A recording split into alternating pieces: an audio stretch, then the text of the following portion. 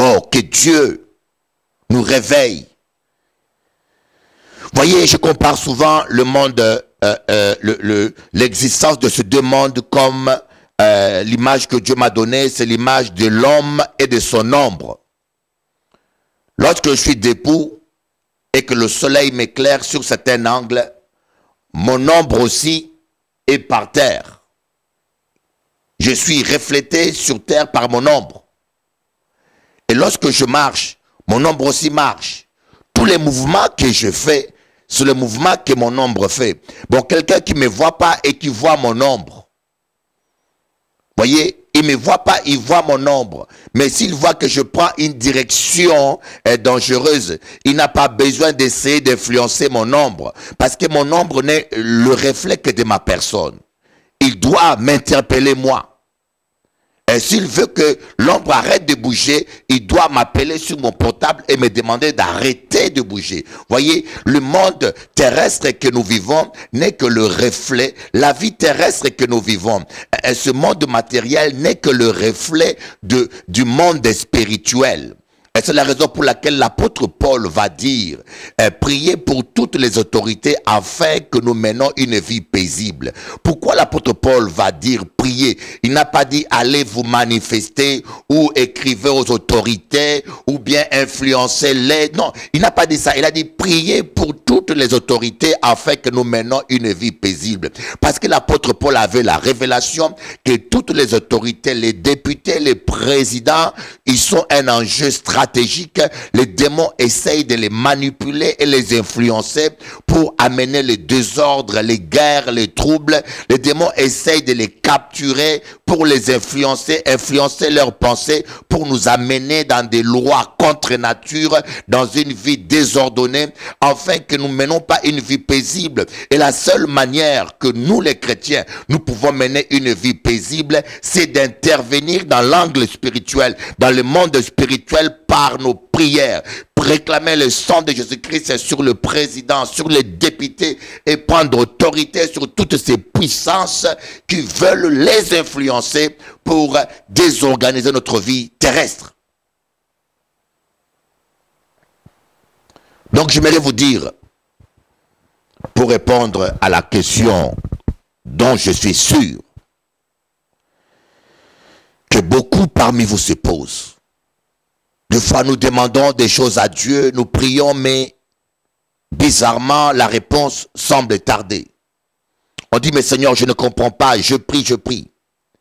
La première chose que j'aimerais vous dire, le premier obstacle à la prière, c'est le péché. Voyez, il y a le péché qui nous empêche des fois d'être exaucés. Ça empêche à Dieu. La Bible dit que la main de l'Éternel n'est pas trop courte pour guérir, ni son oreille trop dure pour entendre. Ce sont nos péchés qui mettent une séparation entre nous et notre Dieu. Donc parfois, ce sont nos péchés qui nous empêchent d'entrer, de recevoir de Dieu, qui empêchent, qui met comme un obstacle. Et dans de telles situations, il nous faut une vraie repentance. Une vraie repentance.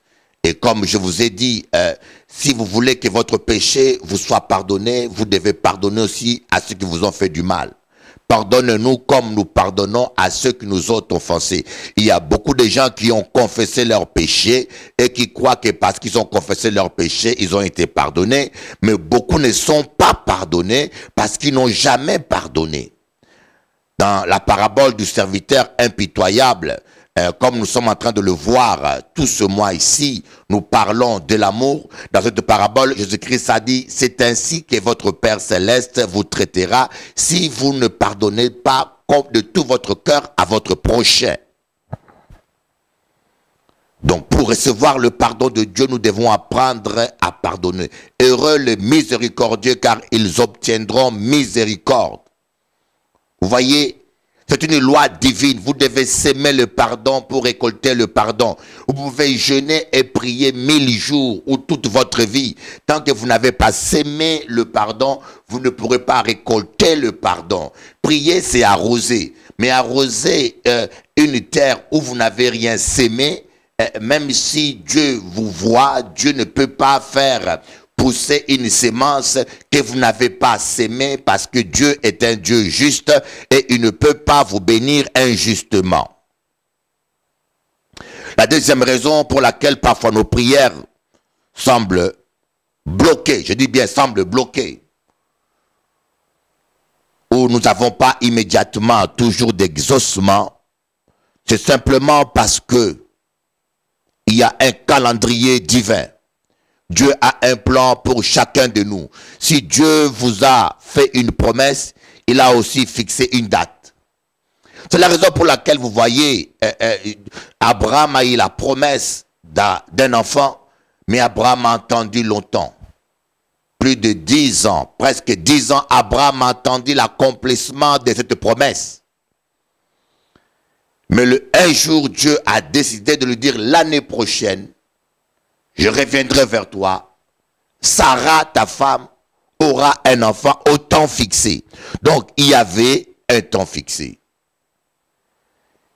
Il y avait un temps fixé où Abraham devait avoir un enfant. Il y avait un temps fixé. Il y a un temps fixé pour toutes choses, mes amis. Tu peux prier pour ton mariage. Mais sache qu'il y a un temps fixé pour ton mariage. Abraham, je pense qu'Abraham, lorsqu'il avait demandé à Dieu, il attendait l'accomplissement de la promesse de Dieu. Il attendait que Sarah soit enceinte. Mais je pense que pendant ce laps de temps, quand Dieu vous promet quelque chose et que cela n'arrive pas, parce que le temps n'est pas encore arrivé, parfois nous sommes appelés à douter, parfois nous sommes appelés à nous inquiéter, parfois on se met à s'angoisser, et parfois on pense qu'on a un péché alors qu'il n'y a pas de péché, et parfois on pense que ce sont des liens ancestraux alors que ce n'est pas des liens ancestraux. Parfois nous trouvons des fausses causes à ce manque d'exaucement alors que Dieu nous a déjà simplement exaucés. Ce n'est pas des démons qui bloquent nos prières, ils ne sont pas aussi forts que ça. Celui qui est en nous est plus fort que celui qui est dans ce monde, et parfois ce n'est pas un péché parce qu'on a déjà réglé notre vie. Il suffit simplement d'attendre avec foi, dans la louange, dans l'action de grâce, que le temps de Dieu arrive pour que Dieu accomplisse sa promesse. La troisième raison, et c'est ce dont j'aimerais parler surtout aujourd'hui, c'est le combat spirituel. Il y a un combat spirituel, mes amis. Parfois Dieu nous exauce, mais la réponse semble bloquée, les choses ne bougent pas, ou parfois les choses tardent à venir, simplement parce que il y a une opposition, il y a une guerre dans le monde spirituel. C'est la raison pour laquelle lorsque Dieu vous fait une promesse, il faut se mettre à jeûner et à prier. Lorsque Dieu vous donne une vision, vous devez vous engager à jeûner et à prier afin que cette vision puisse s'accomplir. Vous voyez, Dieu avait promis que Israël serait délivré après 70 ans de captivité. Mais le 70 ans était déjà accompli, rien ne s'est passé. Alors Daniel a décidé, ce n'est pas Dieu qui lui a dit, mais Daniel lui-même a décidé de jeûner et de prier pour accélérer l'accomplissement. Vous savez, le jeûne accélère quelque chose. Le jeûne libère le chemin. Voyez, quand vous priez 1 heure par jour, ne pensez pas avoir de résultat de celui qui jeûne tous les jours. Quand vous jeûnez un jour, imaginez-vous Daniel jeûner un jour, il n'aurait pas eu de résultat. Imaginez-vous Daniel jeûner que 7 jours, il n'aurait pas eu de résultat. Vous savez, des fois, nous prions pour le mariage, nous prions pour... vous savez, chaque chose a un prix sur terre. Pour acheter une voiture Peugeot, il faut 10 000 euros. Pour acheter une voiture Mercedes, il faut 30 000 euros. Pour acheter un Rolls, il faut je ne sais combien. Un avion, c'est le prix différent. Mais tu ne peux pas aller avec 10 euros avec lequel tu achètes un gâteau, aller demander avec une voiture. Donc, chaque fois que vous priez, par exemple, pour un mariage, pour une guérison, vous devez avoir la révélation du prix à payer. Il y a un prix à payer quand vous voulez demander le réveil de Paris. Mais c'est une prière intense, une consécration spéciale, parce qu'il y a des puissances ancestrales.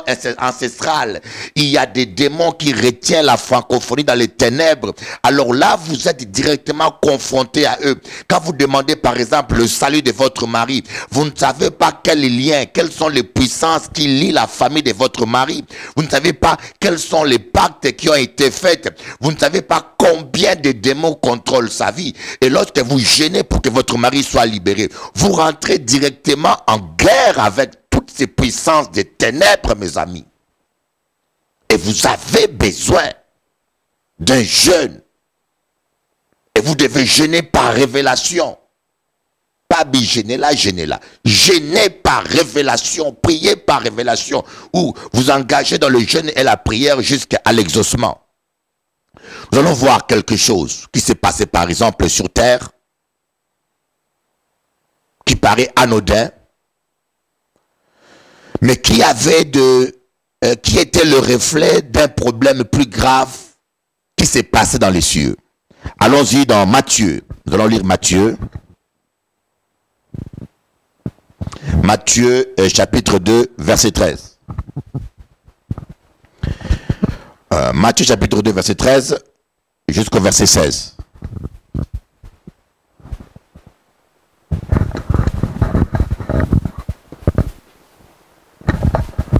Alléluia. Qu'est-ce qu'on dit là? Lorsqu'ils furent partis, voici un ange du Seigneur apparut en songe à Joseph et dit, lève-toi, prends le petit enfant et sa mère, fuis en Égypte et reste saisi jusqu'à ce que je te parle, car Hérode cherchera le petit enfant pour le faire périr. Joseph se leva et prit de nuit le petit enfant et sa mère et se retira en Égypte. Il y resta jusqu'à la mort d'Hérode, afin que s'accomplisse ce que le Seigneur avait annoncé par le prophète Ésaïe. J'ai appelé mon fils hors d'Égypte. Alors Hérode, voyant qu'il avait été joué par les mages, s'est mis dans une grande colère et il envoya tuer tous les enfants de 2 ans et au-dessous qui étaient à Bethléem et dans tout son territoire, selon la date dont il s'était soigneusement enquis auprès des mages. Voilà un comportement qui paraît humainement inacceptable, un comportement tellement cruel. Je ne sais pas si vous avez quelqu'un dans votre famille ou autour de vous qui a un comportement bizarre. Je ne sais pas si vous avez un enfant des fois qui se comporte bizarre. Ou si vous avez des amis ou un mari ou une épouse qui se comporte d'une manière bizarre. Voilà, Hérode ici a manifesté une cruauté qui dépasse l'entendement. Mais l'ange avait déjà averti Joseph de prendre la fuite. Et moi, ça m'a paru bizarre. J'ai dit, mais comment Dieu a trouvé la meilleure solution de protéger Jésus? C'était de demander à Joseph de prendre la fuite. Vous voyez que les songes sont importants, les songes. Dieu parle beaucoup par des songes. Mais parfois, nous les chrétiens, nous n'obéissons pas aux songes. Dieu te dit, va à tel endroit, tu ne veux pas aller. Il faut apprendre d'abord à discerner le songe. Mais quand vous avez la conviction que vous avez reçu un songe qui vient de Dieu et que vous désobéissez à ce songe-là, demain, vous n'avez plus rien à reprocher à Dieu parce que Dieu vous avait déjà averti ou informé. Les songes sont très importants. J'ai vu tellement de chrétiens désobéir aux songes, ouvertement. Là, Joseph a pris la fuite. Mais pourquoi Dieu a demandé à Joseph de prendre la fuite au lieu d'envoyer des anges ou d'intervenir autrement? Parce que Dieu avait décidé que le ministère surnaturel de Jésus devait commencer à 30 ans. Dieu ne voulait pas que Jésus, déjà à cet âge bébé, puisse devenir un objet d'attraction. Dieu avait décidé d'agir dans la simplicité et dans une simplicité telle que Jésus-Christ allait garder simplement l'anonymat durant son enfance. Mais nous voyons que Hérode avait une grosse fureur. Mais maintenant, nous allons voir que sur terre, dans l'ombre, Hérode voulait tuer l'enfant. Il a raté cela et pour être sûr de tuer l'enfant, il a fait tuer tous les enfants qui avaient 2 ans et en dessous. Mais nous allons voir maintenant ce qui s'est passé dans le monde parallèle, dans les cieux, dans le monde invisible, dans Apocalypse chapitre 12. On y va dans Apocalypse chapitre 12, je vais commencer au verset 1. Un grand signe parut dans le ciel, une femme enveloppée de soleil, la lune sous ses pieds et une couronne de 12 étoiles sur sa tête. Elle était enceinte et elle criait, étant en travail et dans les douleurs de l'enfantement. Un autre signe parut dans le ciel et voici, c'était un grand dragon rouge ayant 7 têtes et 10 cornes et sur ses têtes 7 diadèmes.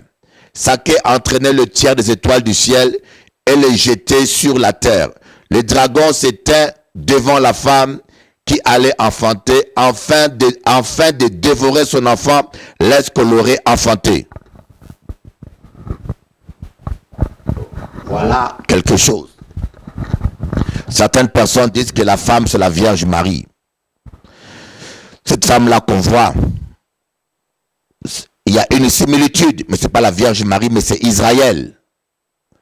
Les 12 étoiles représentent les 12 tribus d'Israël. Vous voyez, cette femme était, on dit bien qu'elle était enveloppée, une femme enveloppée du soleil. Le soleil, c'est l'image de Dieu. La lune est sous ses pieds. La lune est l'épouse du soleil. Donc cette femme-là, c'est Israël. Et Christ allait naître d'Israël. Voyez, on voyait Hérode furieux. Mais derrière Hérode, il y avait le grand dragon lui-même en personne. Satan lui-même en fureur, qui savait que c'était sa fin. Et il a communiqué à Hérode une colère incalculable, incompréhensible. Il a communiqué à Hérode une cruauté inimaginable. Vous voyez que les gens sur terre voyaient Hérode. Mais derrière, c'était plus que Hérode. C'était un combat spirituel dont l'avenir de l'humanité était en jeu. C'était l'histoire de l'humanité entière. Toute la création était en jeu. Et Satan le savait. Et vous savez, des fois, nous croyons avoir affaire à une église, à un homme, ou nous croyons avoir affaire à une personne ou à un enfant. Mais des fois, vous ne savez pas que vous avez affaire à une armée, à un combat qui se passe dans le monde spirituel. Si vous avez un enfant qui est appelé à devenir un pasteur ou un gagneur d'âme, et Satan le voit, il va se dresser pour essayer de le détruire. Faites attention. Des fois, vous pensez que telle personne ou telle personne se comporte bizarre. L'apôtre Paul a dit quoi? On n'a pas à lutter contre la chair et le sang, mais contre les puissances des ténèbres, contre les esprits méchants qui se cachent dans les lieux célestes. Nous n'avons pas à lutter contre la chair et le sang, mes amis. Nous devons avoir le discernement. Des fois, ce n'est pas ton mari, avec ton mari que tu as affaire. Ce n'est pas avec ta femme que tu as affaire. Ce n'est pas avec le voisin. Ce n'est pas avec telle personne. Parfois, c'est des puissances de francs-maçons, de sorcellerie, de vaudou qui sont derrière la personne. Des fois, ce sont des liens ancestraux, des démons ancestraux, des démons qui ont habité dans l'arrière-grand-père. Et quand vous êtes marié, par exemple, avec un mari dont la descendance a été consacrée à Satan. Je connais quelqu'un qui s'est marié avec un homme dont la descendance a été consacrée à Satan depuis la 4e génération. Et cette femme commençait à prier pour arracher son mari, pour que son mari se convertisse. Mais cette femme était choquée de voir comment cet homme était transformé, était devenu cruel. Il voulait divorcer, il cassait tout à la maison. Il était devenu comme un monstre brusquement. Mais la femme ne comprenait rien. Mais il ne savait pas qu'il était en train de réveiller, de chasser des démons ancestraux depuis 4 générations, qu'elle était en train de briser un pacte qui existe depuis des années. Mes amis, ne regardez pas aux choses visuelles. Ne regardez pas aux choses seulement que vous voyez. Regardez au-delà. Ayez le discernement. Nous devons prier pour que Dieu nous donne le discernement afin que nous puissions voir ce qui se passe dans le monde invisible. Afin que nous sachions comment prier pour les gens. Comment intercéder. Voilà pourquoi Jésus a pardonné facilement aux Juifs. Parce qu'il ne savait pas ce qu'ils faisaient. Il a dit, Père, pardonne-leur car ils ne savent pas ce qu'ils font. Parce qu'à la croix, il était en train de livrer en spectacle toutes les puissances des ténèbres. Il était en train de les vaincre. Comme Samson avait vaincu tous les princes des Philistins au temple lorsqu'il était aveugle et lorsqu'il a fait couler le temple des idoles sur tous les princes des Philistins. Christ, notre Samson, était aussi à la croix en train de livrer tous les princes des ténèbres en spectacle. Et ces démons-là utilisaient l'ignorance des gens.